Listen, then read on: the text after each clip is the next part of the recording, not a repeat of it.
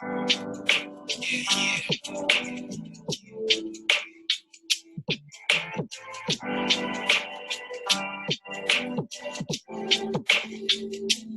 everyone. Hi, my name is Widya. I am the Hub Manager for Innovation Factory and Block 71 in Jakarta. In here, we have a number of our panelists here today. So today, I would like to welcome you to our event. Is the i360 program, which is our focus on edutech. So right now we have our panelists. Right now we have Ricky Willianto, who will be our moderator.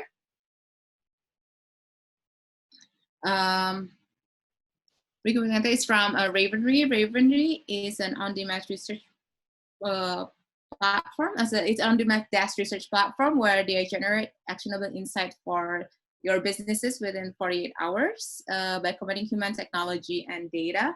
They are working with about Fortune 500 companies by supporting them in commercial due diligence, market analysis, competitor, and technology scanning in advanced lead generation. And then we also have, we invite Stephanie Saputra, the founder and CEO of MyEdusoft. MyEdusoft is a startup that is equipping talents with career-ready skills through an internationally recognized curriculum and certification program. Their vision is to transform Indonesia's workforce through digital literacy, and that's why they are working with over 20,000 talents through our programs and events. We also have Adrian Hartanto, the VP of Investment at MDI Ventures. MDI Venture is the corporate venture capital initiative by Telkom Indonesia, focusing on early and mid-stage companies, particularly in the Southeast Asia region. And their aim is to maximize the VC portfolio value within the Telkom group and empower growth of digital entrepreneurship and help to build the regional startup ecosystem. Last but not least, we also have Najila Sihab, which is the founder of Sekolahmu. Sekolahmu adalah sekolah dengan sistem blended learning pertama di Indonesia, berbasis teknologi dan kolaborasi untuk menyediakan program belajar bagi semua orang.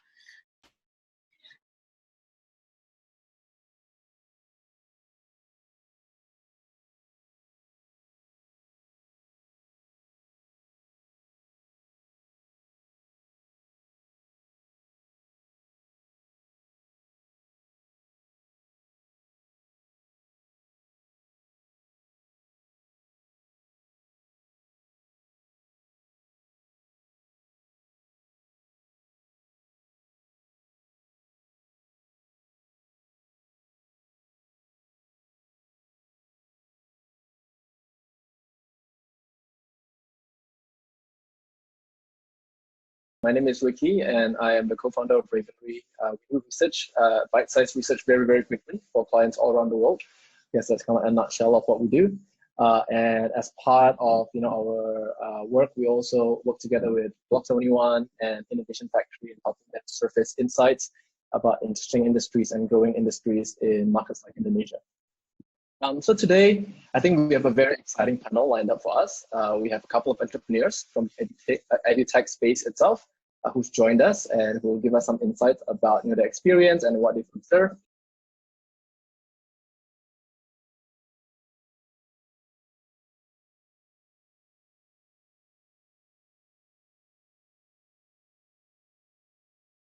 So a couple of things, I guess, as we all know, things have changed pretty quickly in the past 2 months.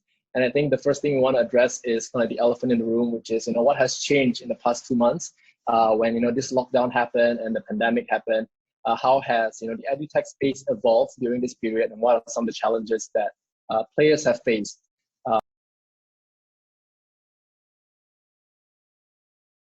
There are actually two areas here, right? I think one is an area where technology comes into place when it comes to kind of like, I guess, providing access, making it more standardized, making it scalable.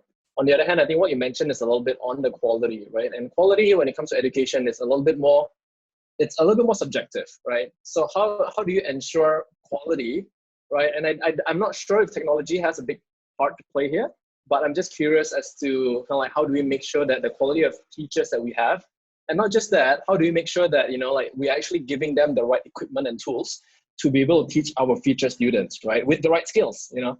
So again, this is to open to everyone. Stephanie, Ella, and Aldi, what do you think, like, you know, are some of the things that you see are innovative in the market that allows, you know, educators to be able to equip themselves with the right tools and also be able to achieve that level of quality that we expect? Right, I think to Well, continue my I'm a big believer in transparency, and I think technology actually helps to, you know, uncover some part that has been, you know, sorely happening in the classroom, or, you know, within teachers' authority, who's usually, you know, quite secretive and sensitive about someone coming into the classroom or looking into their lesson plan, etc. So I think technology does play a really big part in terms of that. And I think another part where technology is crucial, like I said, in giving students the power to actually give feedback. Students are, you know, the most important subject in this whole education, and they're the one with the less voice. So, you know, through technology in any mechanism, rating, actually having the choice to choose which program fits them, etc. We actually will have more opportunity to listen to what the students need, which won't be, you know, more standardized tests or or more just other tick in the box thing like what has been valued within the ecosystem. So that's the part that I'm excited about. And I think the third and also very important part is that technology enable collaboration, you know, in the context of very wide geographical challenge that we face.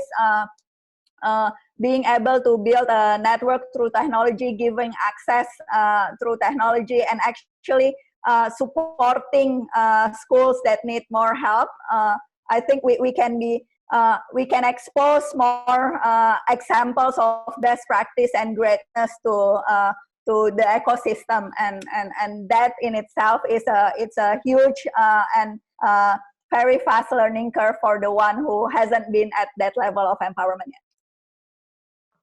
Aldi, you were about to say something. Yeah, sorry. You just want to continue my previous points, right? On why we believe in the first phase of improving or implementing innovation with these education sectors is primarily to empower multiple companies or innovators that trying to imply the kind of like startup mentality to the education system, meaning that we saw a lot of companies are primarily trying to for example, like what happened in Sekolahmu and Ruang Guru, Hamify, and others, primarily they provide kind of like standardized from their versions of it to provide high quality content that pre-recorded or sometimes live streaming as well. With this, it doesn't mean that, as you mentioned, I think very good point, that it's still very subjective whether they are actually a better or not.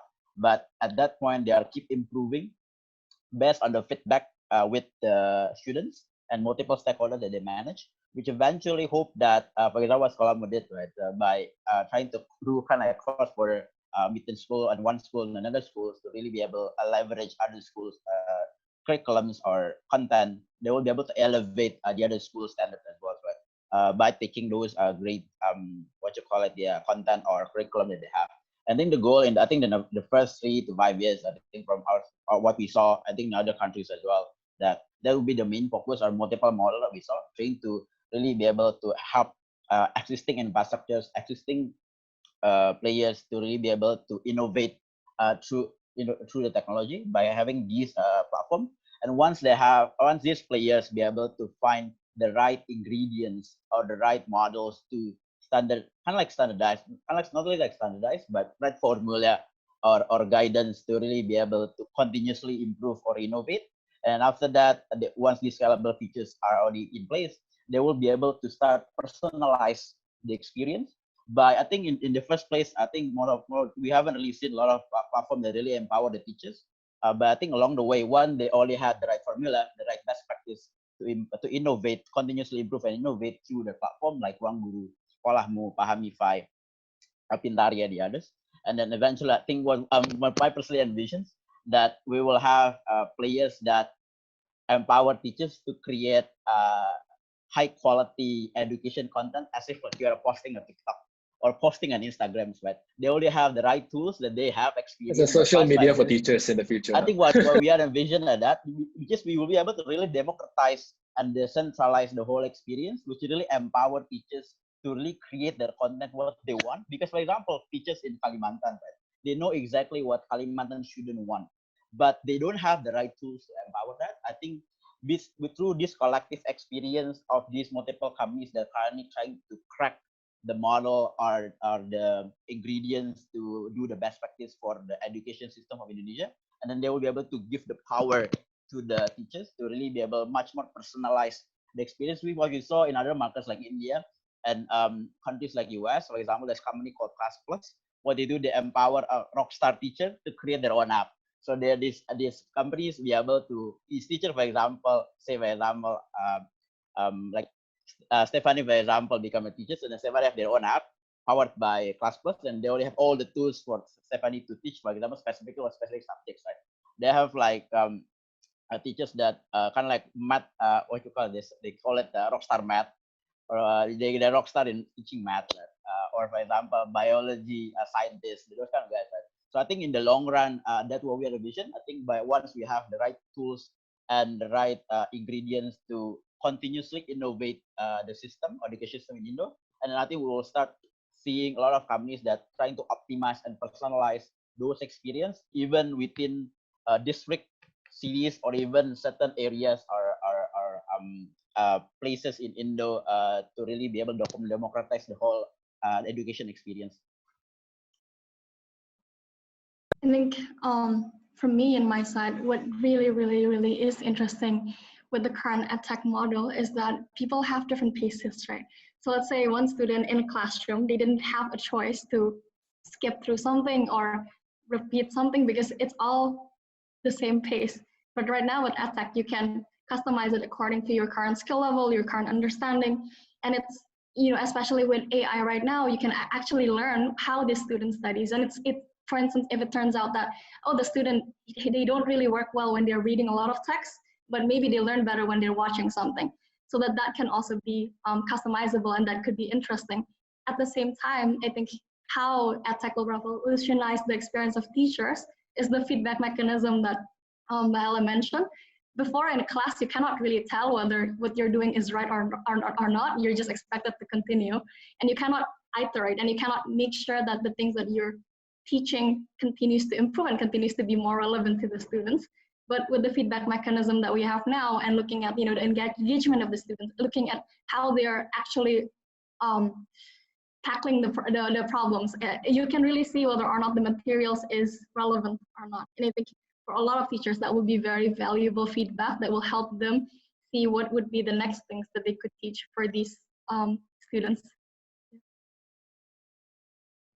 Thank you for the insights. I'm actually quite interested in this concept of democratization of education, and even not just education from the student's perspective, but also from the teacher's perspective, right? One thing that I find interesting was Buella's comment on providing or making it more transparent, like your whole education, I guess, value chain. Even like, the classroom experience, how do we make it more transparent to people for scrutiny and for improvement purposes? However, at the same time, I do have like this, I wouldn't say concern, but I have observed in situations where things are overly democratized, you do get like negative feedback potentially from people who are not relevant to the ecosystem itself. So I'm sure you have seen a lot of this happening in the US or even in other markets where it's so transparent. People can just go rock up to the teacher and say, like, I don't like what you did to my students there. I don't like what you teach in that class. I don't know what you say about this particular part of the class. How do you I guess balance that out? When you say, democratizing education and giving teacher the reign to personalize and to, I guess, customize education for individual students, where do you draw the line of, okay, this is great, and that's not so great? How do you do that when it's done across the board? All the teachers get to personalize, right? So how do you do that? I think you make a really valid point, and there are a lot of times in my professional experience where I need to tell people that having had the experience of going to school doesn't mean you're an expert in education. so it's I think it comes back to valuing expertise and realizing that teaching is a very complex and challenging profession. And that part, I think that realization and that acknowledgement is something that's now particularly missing in our ecosystem, which, it's not the teacher's fault, or it's not, the other stakeholder fault. It's just the reality of Indonesian education ecosystem right now. Teacher are not, the first profession that you're looking for if you decided to go to university. It's not a profession that are, very selective in trying to find the best applicants, the first class graduates. So if we can change that part, if we can ensure that, then becoming teacher will become something that's really cool, highly valued in the society, etc. Then the acknowledgement of the expertise and the challenge that the complexity of the job that you need to do, I think will attract more and more of the right people to go into the profession. Now it's becoming really difficult, and I think the whole approach that has been used with a very good intention of supporting teachers are basically the one that over-regulate, don't really empower the teachers to innovate. So instead of becoming a creative teachers, then we have all these compliance teachers who also define quality with the wrong proxy. So hopefully technology can also, like I said, showcase varied and contextualized examples of what greatness are, and it will unleash many potential from the teacher themselves and build the realization of what kind of support that are actually needed for these teachers. I love it. Your comment on like how do we fix education is we should educate everyone, including the parents, that educators are to be respected. Very hopeful ending to this discussion today. Thank you so much to all the panelists today. Just to quickly sum up, what we said, I think it seems that this is a resounding, agreement that everyone believes that we need to really empower teachers, like in this, reform of the Indonesian education system. But more importantly, everyone is actually involved. It's not the government, it's not just, parents, it's not just teachers or learners or schools, it's everybody in, the ecosystem itself.